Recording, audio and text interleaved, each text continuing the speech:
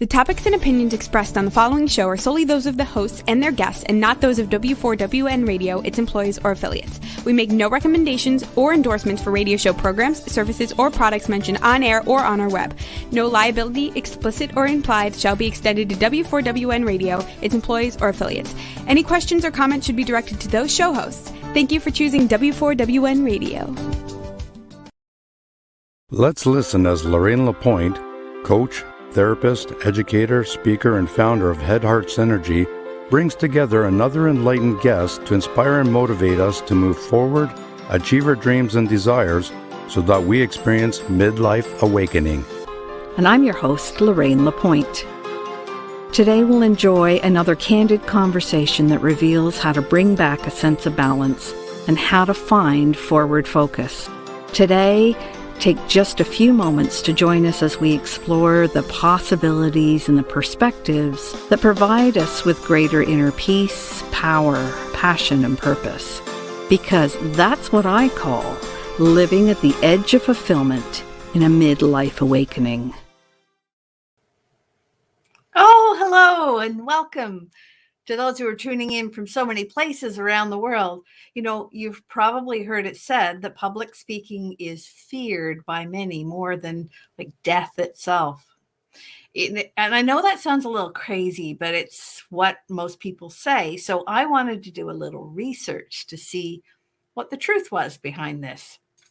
What I discovered is that experts estimate that as much as 77% of the population has some level of anxiety with regard to public speaking. And I also learned that the scientific word for fear of public speaking is called glossophobia. So that comes from the Greek words glossa, meaning tongue, and phobos, meaning a dread or a fear. And in preparing for this show, I remembered a time when I was in school. I was a young teacher. You know, I was sitting in my first staff meeting feeling, so grown up. And it was my first real job, and the room was just packed with people. So I took a seat near the back so I could see how things were done, you know, being the new member of the staff. And we were only a few minutes into the meeting when the principal suddenly called on me to stand up and say a few words so that I can introduce myself. Well, as I got up, it felt like the floor just dropped out from under me. And I kind of grabbed the table to steady myself. And then as I started to speak, I noticed that my voice stammered a little as I said my name. Now, I can't remember exactly what I said because all I remember seeing was the look of shock and horror on the principal's face. And when I sat down and got my breath, I realized I'd introduced myself as Lorraine Osborne. That was using my maiden name, even though I'd been married for more than 2 years at that point. You know, it was my first direct assignment from my new boss. I couldn't even introduce myself. I felt, you know, like mortified and deeply ashamed. So if you've ever experienced glossophobia, know that you're in good company. And by the way, luckily that was my first introduction and it didn't ruin my whole educational career because I did manage to learn to use my married name, which is Lorraine Lapointe, and actually went on to do a good deal of public speaking because later on I became a principal, which required a lot of performing on stage and in talking to groups. However, my research has also showed that it's not unusual for many professional people to feel significant fears of public speaking, like the actress Carol Burnett. She was so nervous, she often threw up right before many of her performances. So it got me wondering, where does this deep-seated fear come from? And that's a great question for today's guest, because she specializes in helping people find their voice so they can relax and speak with confidence. And I believe sometimes people are anxious because they aren't prepared. Like I wasn't prepared. I wasn't ready to stand up in front of that large group at that first staff meeting. And we know that preparation is essential. And I also think that for many, the fear goes much deeper than that, with roots of the fear buried deep in our past, especially if we were to experience a situation where we were embarrassed or ridiculed or picked on as a child. Even being overwhelmed with too much great attention can be a trigger, although we think of attention as mostly positive. Like some people don't want people to sing happy birthday to them and have them stand up and take all of that attention. But, let's not get too far into the weeds. I want to have this conversation with our guest because I really should introduce myself to you first. For those I haven't met before, I am Lorraine Lapointe. Yes, I am. And I'm passionate about supporting women who want to free themselves from that toxic inner self-talk, the inner guilt, blame, shame game. Many of my clients who have reached their 40s, it's time to take stock in life. Quite often what they've discovered is that they've been acting too nice, giving all of themselves away to too many people for too long. And they end up hardly knowing who they are anymore. One day they wake up to find the kids are grown and the relationship may be on the rocks, or their job is behind them and they feel basically alone for the first time in their life. And being alone is wonderful, but terrifying. It's that feeling like we want to open up and express ourselves, to discover and to show who and how we really are and how we are in the world. And it feels sometimes too big of a stretch for us to be seen and heard. And for many women, they want to share their strengths, gifts, and talents to build, to build what they want to build in life. It's the second part of their life, and they're wondering, what's next for me? How do I move forward and honor the calling that lies within my heart? So, of course, many who are listening and watching know the answer lies in my company name, which is Head, Heart, Synergy. And you may also remember that it's my focus on developing mindset wellness, which is why I reach out each week through this radio, W4WN, that's the Women for Women Network radio and Talk for TV program, so that together we can create an inspiring, safe, sacred space to explore different ways of living with peace, power, passion, and purpose. Because that's my definition of living like you matter. And each week we broadcast in all kinds of places and through different social media platforms as we enjoy this magic of technology. So whether you're here live or you've come across us later on, we invite you to engage with us and connect with us. We've heard that quote, today is the first day of the rest of your life. And sometimes I forget the truth of that quote, don't you? So let's claim a restart today. Does that sound good to you? Today's program is for you. And if there's something in the conversation that you find interesting or that makes you go, be sure to ask a question or to make a comment and let us know. Because for every comment or question, my company, Head Heart Synergy, gives a day's worth of fresh water wherever it's needed most in the world through b1g1.com. And we get the comments up on screen and by our wonderful producer, Roxy, who's behind the scenes making all this work for us. And so why not simply add your comments and say, thanks, Roxy, right now. And there's Rachel. Good morning, Rachel. And so, let's explore this show today, which is Find Your Voice, Change Your Life. And our weekly audience also knows we run a contest each week with a super draw prize.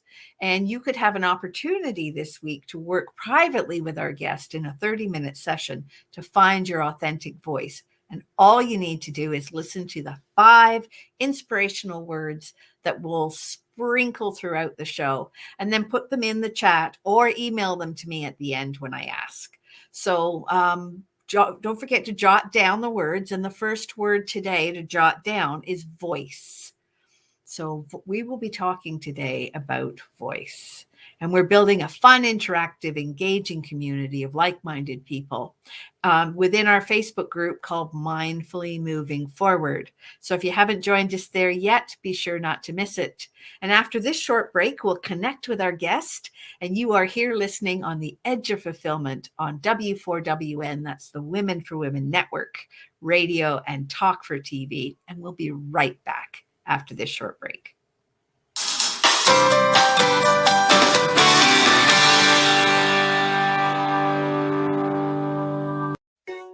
Did you know video is the future on content? There are 3 good reasons why video is the future of content. Number 1, videos are often more engaging than simple pictures or music alone. Number 2, it's much easier to tell your story through video. Number 3, because we love to watch video, they go viral much faster. Hey, notice you're still watching right now. See how well it works. Next time we can play your video here instead. Ask me how. Shine online on Talk 4 TV and W4WN Radio.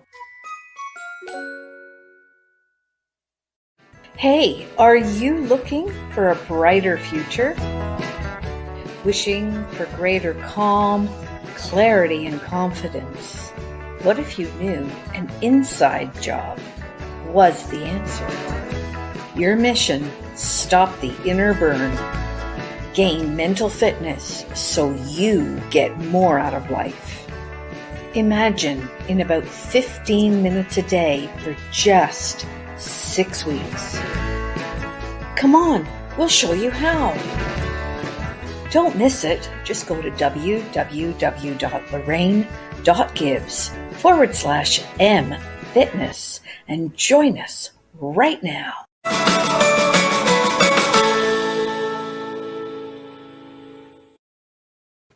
Hey, welcome back. Quick recap. We're running a contest this week to win an amazing 30-minute session to focus on finding your authentic voice. And we've heard the first of our 5 secret words that you need to put in the comments at the end to be eligible for the draw. So don't add the word yet.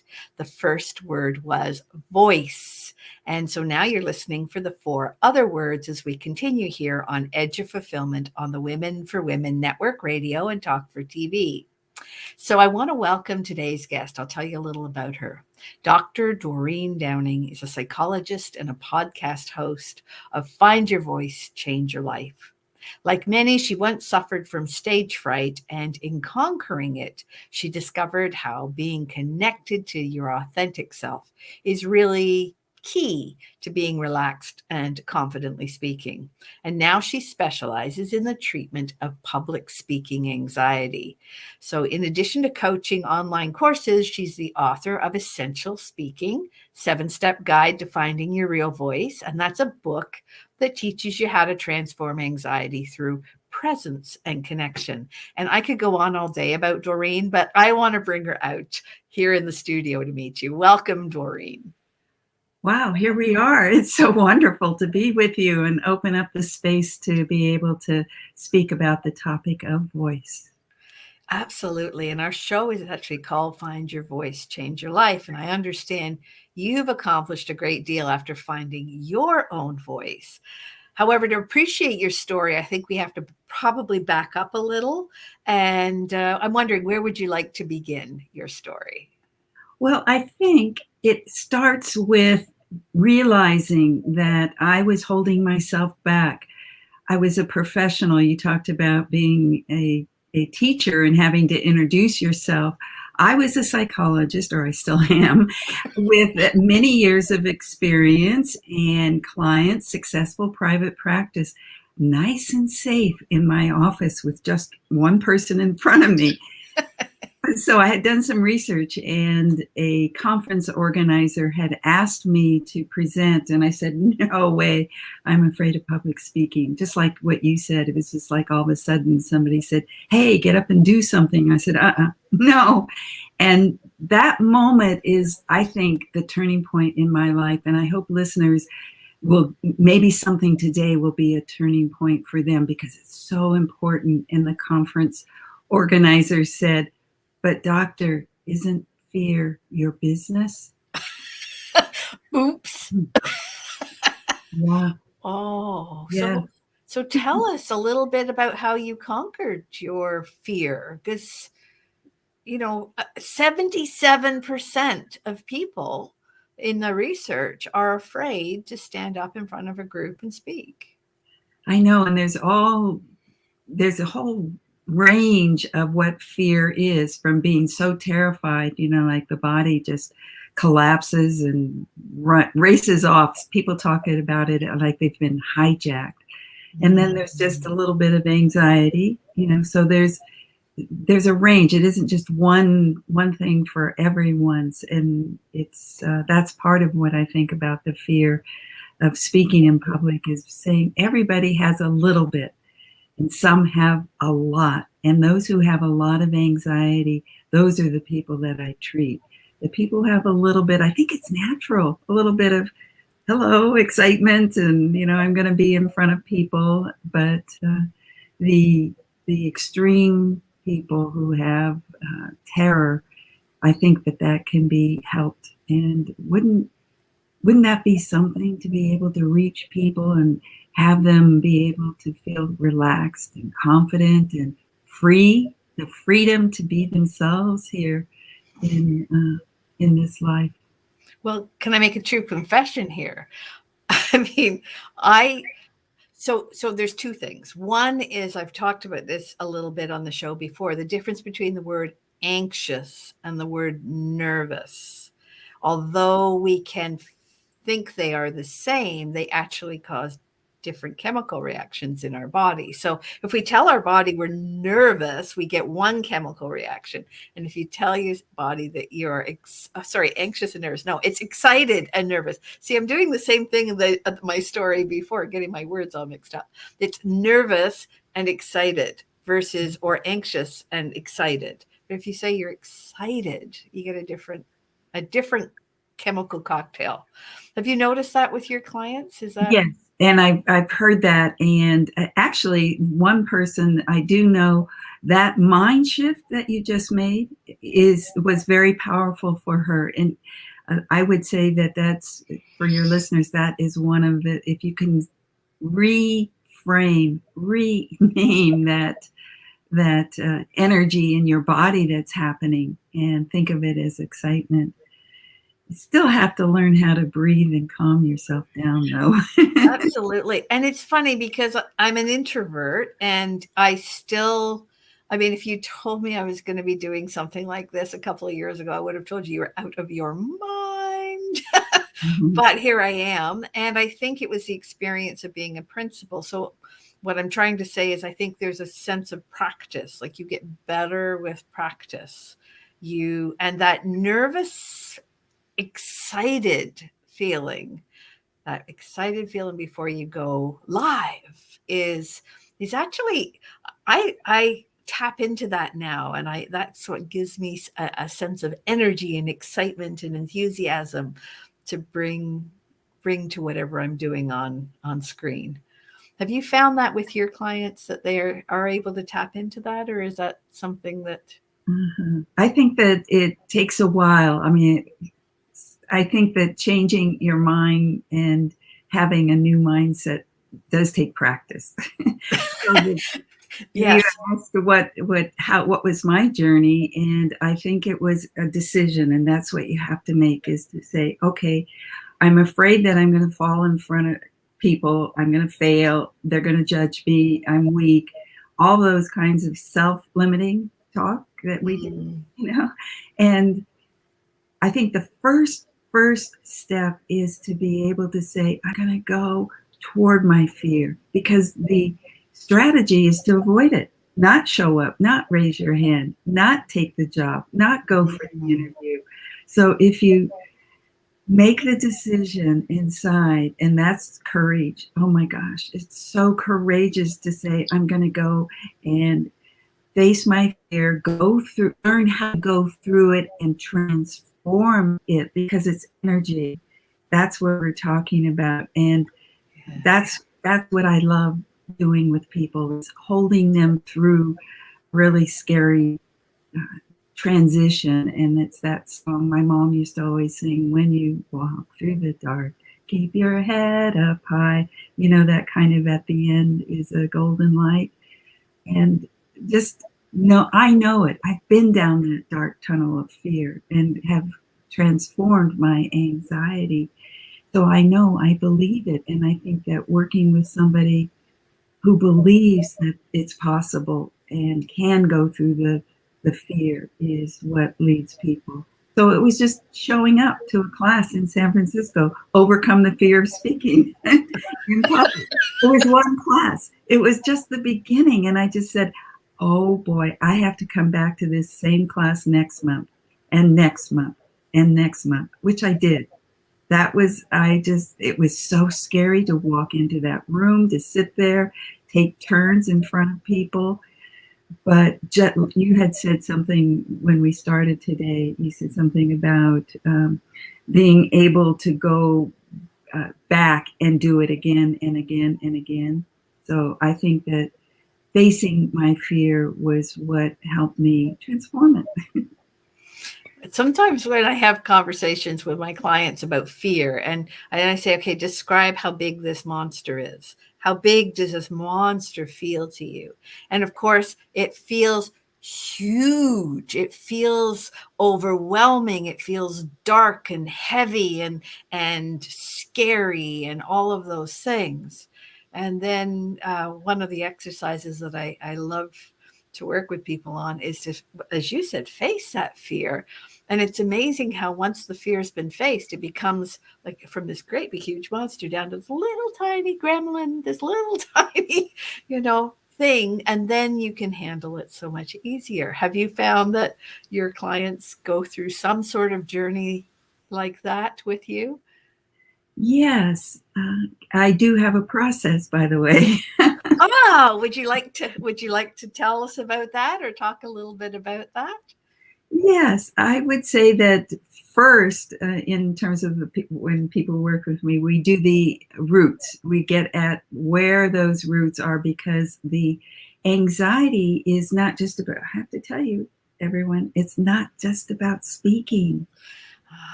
Yes. It's about being who you are. And where do we first learn? Where do we first come to be seen in the world is usually in early environments, in our families. So that's the first place we look. Childhood is like, what might have happened that you came out and threw your arms up to the world or to your parents, let's say, and said, hello, world. And the world comes back to you and gives you a big hug and say, we're here, we welcome you, we love you. You can feel how good that is way deep inside.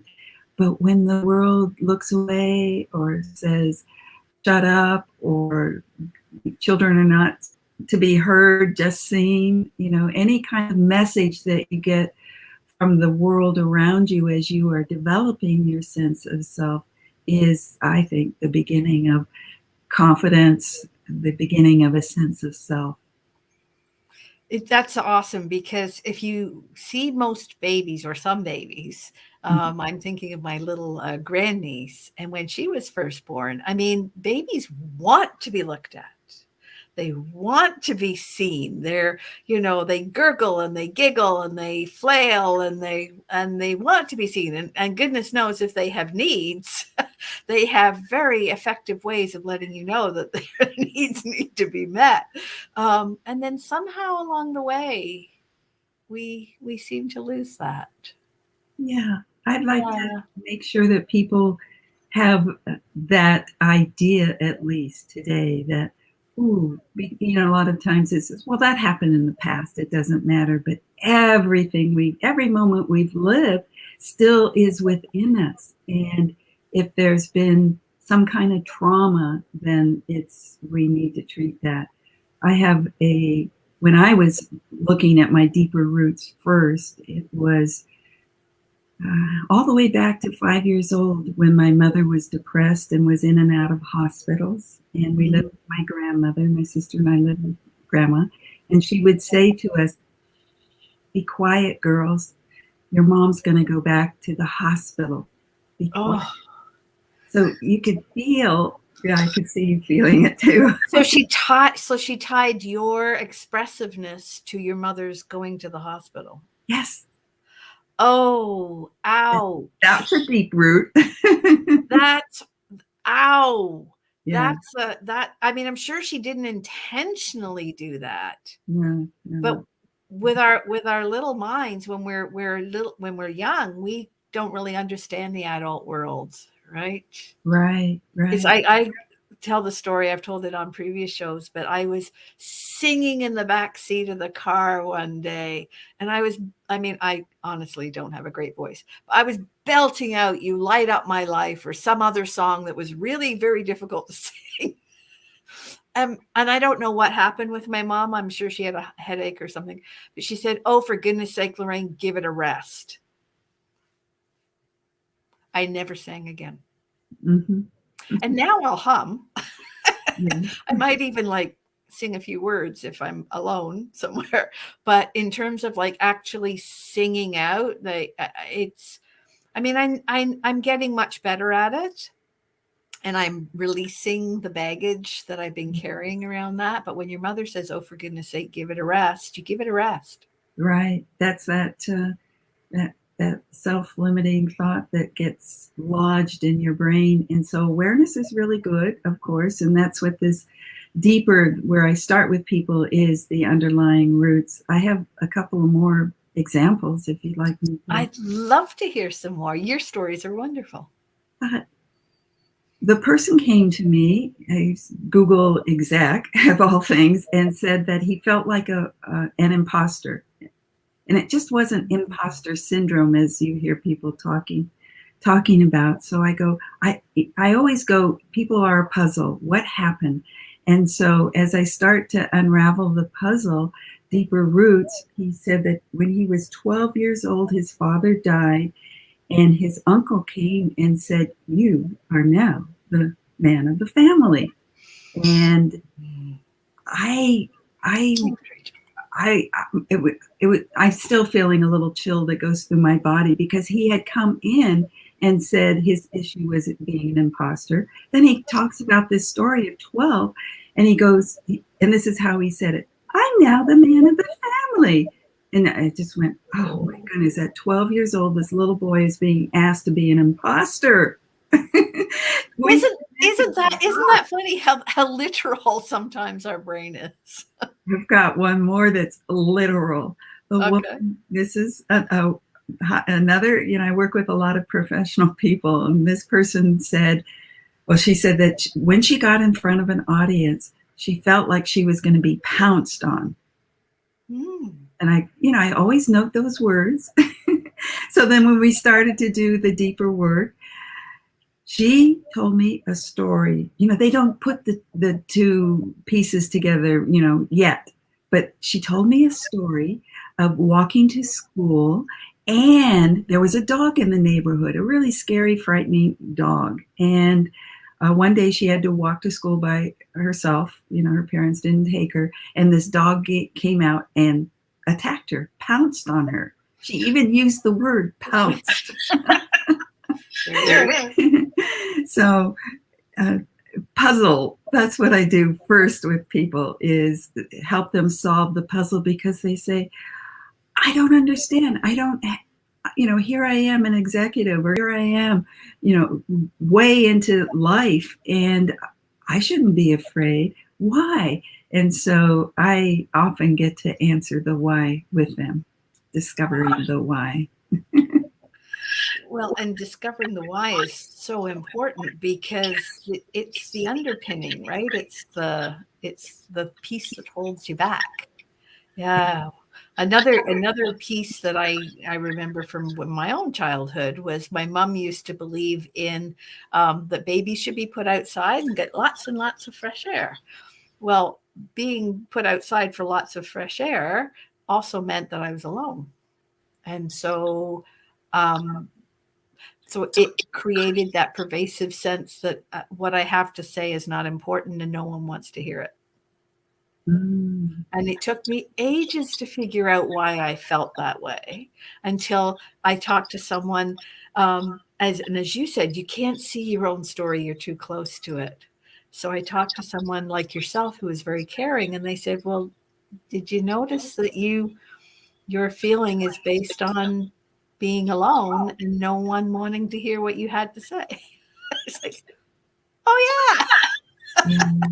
Self-insight, know thyself. And when you can, I just heard a little music or something. Oh, I think it might be my computer.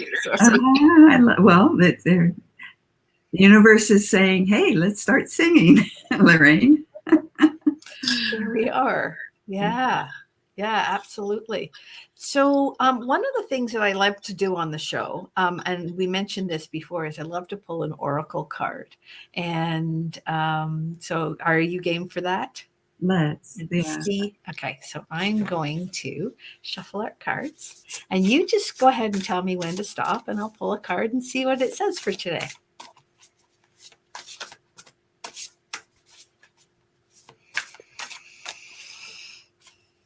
No. Okay. Ooh, I like this one.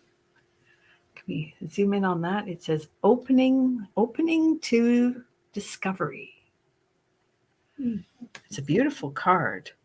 It looks like a keyhole, like someone looking through a keyhole. So let's find out about opening to discovery. Opening to discovery says we tune into information from our outer environment, and then we assign meaning to it within our psyche. That's exactly what we were just talking about, the meanings that we make of things. Especially since the advent of the internet, we've been bombarded with more than we could ever hope to absorb. Therefore, it's important to be mindful of what we expose ourselves to and the meanings we make of it. Consistent exposure to unhealthy messages invites us into a cynical, fear-based worldview. On the other hand, conscious exposure to information that supports your well-being will shift you towards growth and expansion. So today, be open to receive important information that may come from a very unusual source. Expect a message from the universe, and you shall have it. I love it. I love it. I love it. Wow. Yes. I mean, how on point is that? You know, you're your whole focus is to be authentic and to give people their voice so that they can be heard, and opening to discover who they are. That is absolutely wonderful. This is fabulous. And it does remind me of one of those classes I took early on, and a teacher that I just love that helped facilitate my coming out in the world said this, and I think many people know about Michelangelo's quote. Let's hear it. That he had seen the angel in the marble, and he chiseled to set it free. And I had my PhD. I felt like I was all marbled up.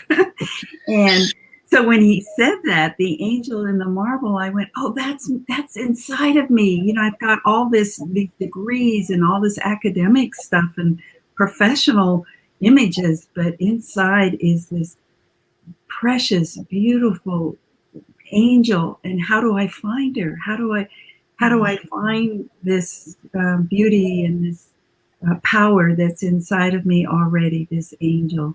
And that's what the next part of my process is about. First, we go to the roots, get at the anxiety. I'm a psychologist. I have all sorts of tools and techniques to help people with the healing, the inner child work. But then, you know, what this card did, what you just drew about open to discovery. Yeah, we discover where we got off track. But guess what? We also get to discover our essence. Say more.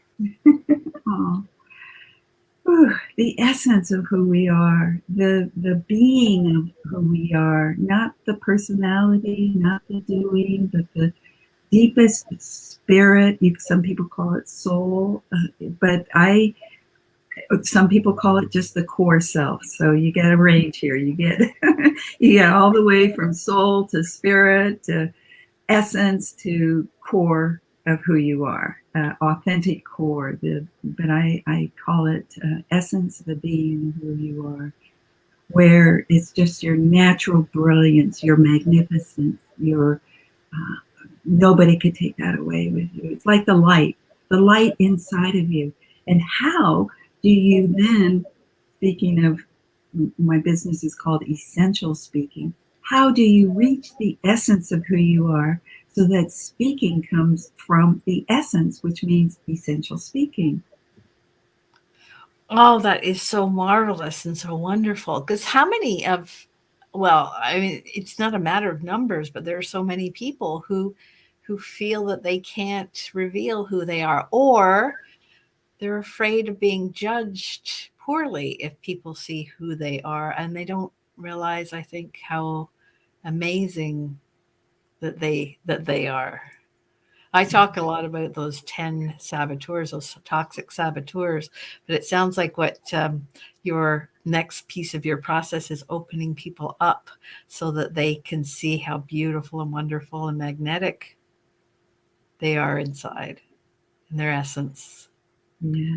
So once they've connected with their essence, is there another step to the process?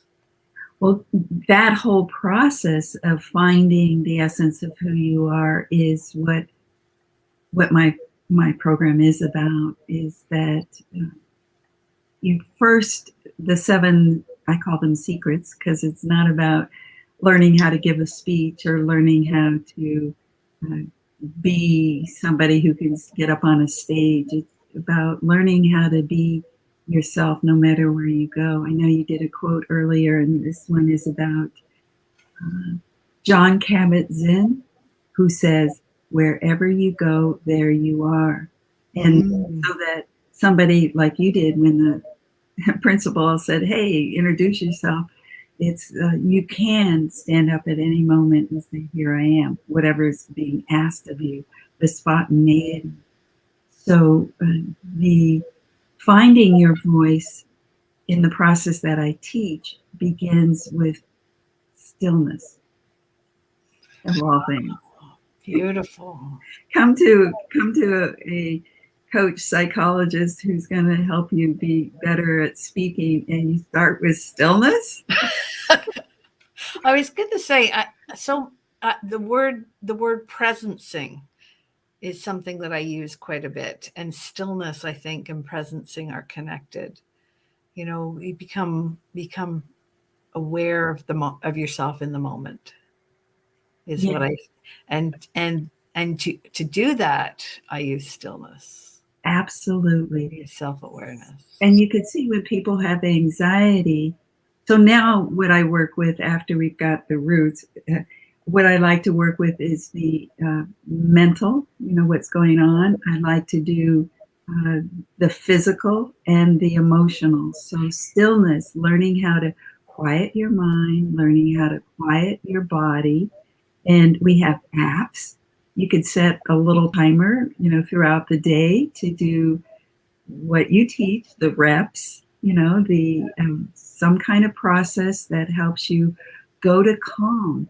And it's like a gym, learning how to train your body to go to calm under pressure. Yeah. Now, Rachel just mentioned that she fidgets a lot. And thank you for that, Rachel, that she can't figure out where to place her hands. So can you shed perhaps some light on that for her about what happens with not knowing where to place your hands, and stillness obviously is something to practice, but is there something more to it? Well, obviously if there's fidgeting, that means there's anxiety. There's a little nervousness. So 2 ways I would say. First, if that anxiety is what I was talking about earlier, connected to some deeper root about being nervous, being yourself, then let's get to that first. But if somebody's not willing to go there and they just want some treatment technique, it would be learning how to it's called signal anxiety, that the fidgeting is a signal that there's anxiety. And what people say usually is that I'm anxious, and then they get more anxious. The fidgeting is a signal that says, I have to go to calm.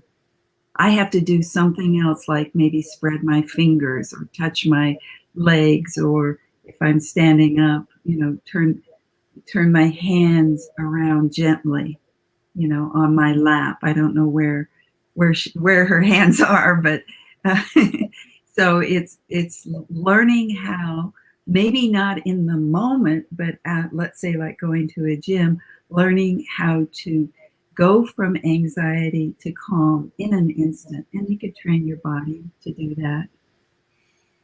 Yeah. And so is that part of what you do? Oh, and Patreon, I hope I said your name correctly, Patreon Sage. One of the fun phases I use in coaching and healing work is open all your presence. And there is also the dynamics between minimum heart and the vagus nerve hijacks. I'm not sure I'm following that exactly. Can you say more? I know that the vagus nerve controls very much of our body and our nervousness, and that's the nerve, as I understand it, that goes from the head all the way through. Do you know much about the vagus nerve? No, I don't, but I do know that there are two neuropsychologists that have written a book, Rewire the Anxious Brain. And Carl, two women, thank goodness, who are out there doing neuroscience work and have told us and have proven that there are two centers where anxiety shows up. One is the frontal, where the cortex is, and one is the deeper, what you call it, the lizard brain, the hind brain, whatever we call it, but it's the more primitive part. And that explains why people say, I shouldn't be afraid, but they are, because there's some deeper association. And that's why I do that deeper root work, because something's lodged back there in the subconscious that's triggering anxiety. Yeah, and that's very much in alignment with the 10 saboteurs, our 10 toxic negative self-talk. You're not good enough. Oh, you're fall flat on your face. Oh, who do you think you are to stand in front of people? Like, that's all that negative stuff that's back here. Mm-hmm. And then teaching people how to move to a more positive state of mind so that you can dial that down, because that's, so much of it I find is exactly what you were saying, is leftover stuff from childhood. And when we actually could not. So you hear, who do you think you are? You can't stand up in front of people. Well, maybe when you're a year and a half or two, you can't. Number one, you can't stand. And number two, they don't understand the words coming out of your mouth, maybe because you haven't gained the language to speak. And so at the time, it's true. You can't stand up and speak to people. But by the time you're 40, hopefully you do know how to speak, and of course you can stand. So, but people think that because I'm 40 and I can stand, how come I still get nervous? Right. So I go back to the second secret, because you mentioned presence. The first one is in those learning some technique that can take you instantly to calm.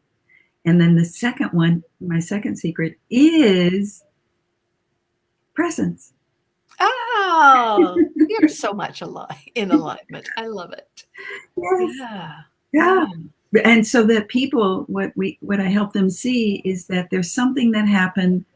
Well, you named two already today, that incidences, so that the past is what grabs their attention, so they aren't in the present, or the future, their anticipatory anxiety, looking at, what if, and the boss is going to be there, or my whole team is going to not understand this new idea I have, so that they're anticipating and not being able to sleep at night. So that both of the past and the future interferes with being present right here, right now. And there are techniques, you probably teach them too, but a lot of the, I won't get into what is specifically what they are right here, but coming into the present is the second secret. So stillness, and you're right, in order to be fully present, you have to be able to drop down and to be still. Yeah, well, and I was just reading what Patreon was saying, and it was so nice to have her participate in our show, and any other listeners or watchers, because we're both visual and auditory, are welcome to jump in and comment or ask questions. I just still have, we've got a few minutes left. So is there some part of your message that you would like to share with the audience that you haven't had a chance to yet, Doreen? Ooh, I'll just briefly say the next secret is listening, learning how to be a listener when you're speaking, and that's a whole training. Then learning how to softly gaze. So that would be something I want people to take, is that it's eye presence, it's not eye contact. So I have a whole different take on eye contact. It's a soft, gentle, making your eyes available and being able to gaze softly into the eyes of people so that that doesn't scare you anymore.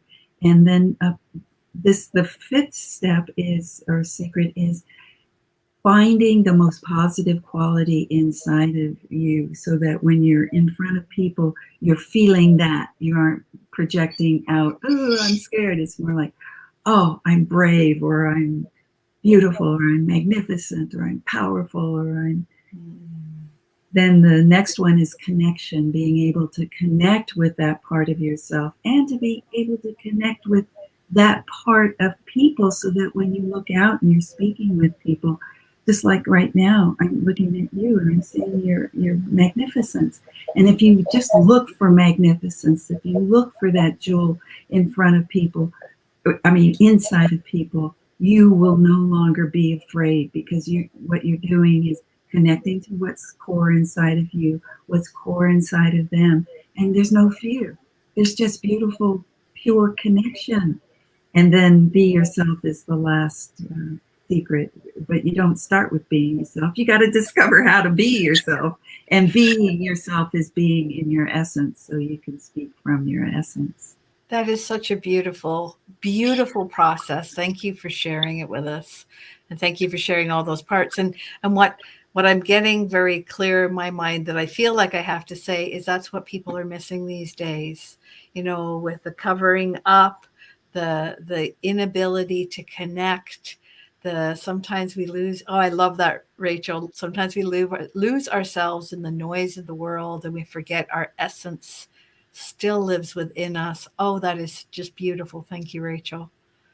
And I encourage people to reach out to others, even virtually. I mean, look at how beautiful this conversation has been today with you, Doreen, and we're not even in the same room. And yet I can appreciate your essence and your beautiful self. And I want to thank you so much for coming on the show today. And I mentioned at the beginning of the show, and I've done it again, I've mentioned that we have 5 special words, and I've done it again and forgotten to give our audience the words. So how about I give them all now, because you have actually mentioned them all. So the first word was voice. The second word was essence, and that's part of your essential speaking program. You mentioned that the importance of listening and being calm, so centering and becoming calm. And the 5th word was freedom. And when people are able to speak, they gain freedom, I believe. So we're just about to wrap up. And so let's talk about how people can get a hold of you. Well, I've been talking about my seven secrets, 7 steps, and there it is, Doreen7secrets.com. Doreen, Doreen, if somebody's just listening, 7secrets.com, and you'll get those 7 and right away. You'll just Yeah, and it's a number 7, not the word 7. So it's Doreen, yes, with the number 7 secrets.com. Awesome. Also, I have the Doreen 7 also. And then the Essential Speaking is my website. So Doreen at essentialspeaking.com is a way if you want to send me an email right away, Doreen at essentialspeaking.com. I'd love to hear any response, any insight, any breakthrough that you had today. And those are the two ways if you want to download the secrets or if you want to contact me directly. Oh, that's wonderful. Thank you so much for being on the show, Doreen. And thank you, listeners and watchers, for your participation as well. And it's been absolutely wonderful to have you here. And I am your host, Lorraine Lapointe, and I got my name right this time, of Head Heart Synergy, reminding you that at the edge of fulfillment, there's always a choice. You can stay on the edge getting what you've already got, or you can become just a little courageous and move beyond the edge to get what you really want. And we'll see you next week.